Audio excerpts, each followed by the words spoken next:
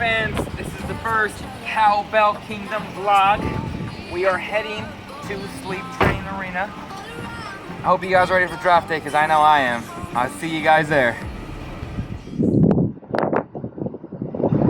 So as we drive to the arena, I was thinking, how will Chris Dunn fall to the Kings?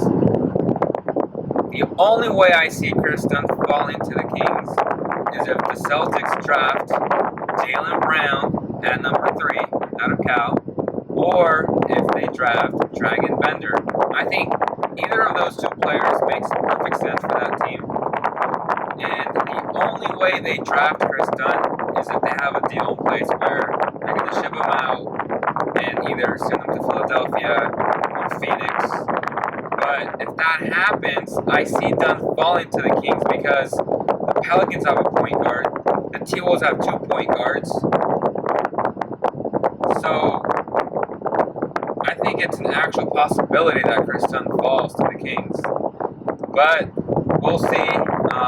As we get closer to the arena, I'll be giving you more of my thoughts and what might transpire today. This, of course, will come out after the draft, so it'll still be cool to watch.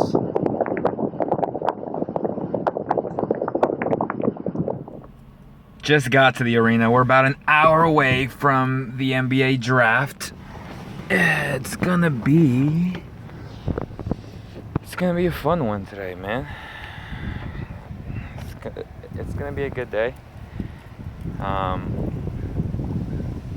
We'll see what happens. Yeah. And do you think I would be crazy if I did this different? Yeah. Is he ready to contribute?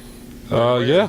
I watched the workout, and our scouts, follow him very much, so we think, he can definitely be something similar what Willie was last year. So I would be happy with that. He said he could be. He's got 3-point shooting in his game. He has everything. He's just young. He has to learn the NBA style of basketball, but he has a lot of talent. He's. I'm very happy. I think it's somebody that down the road can be probably all-star player.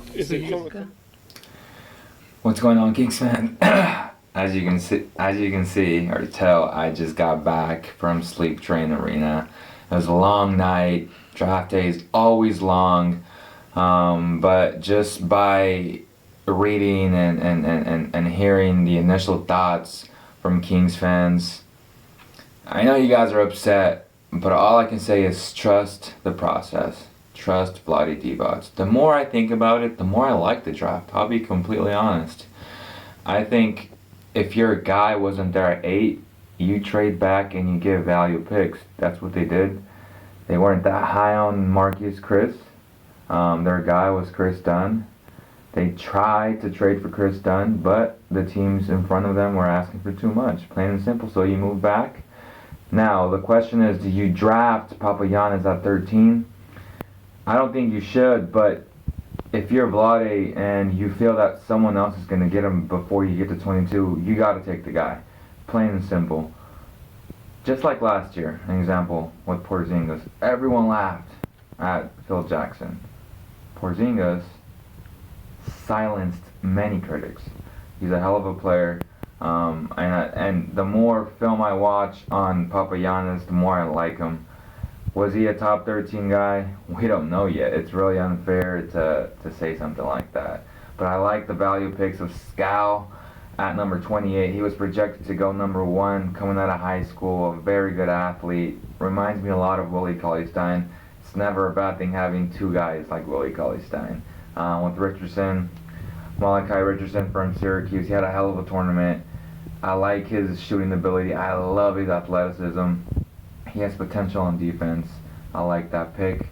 So that's 3 guys. And the 4th guy, Isaiah Cousins. What are the odds of drafting a guy named Isaiah Cousins? Well, they did out of Oklahoma. I like his game. I think he has defensive prowess. I think he's a good guy.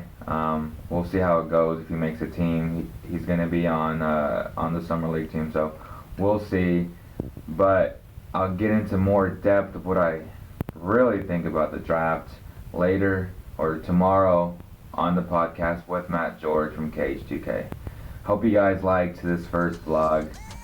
Subscribe to this channel, follow us on all social media platforms at Cowbell_Kingdom. I appreciate the support, Kings fans. Thanks.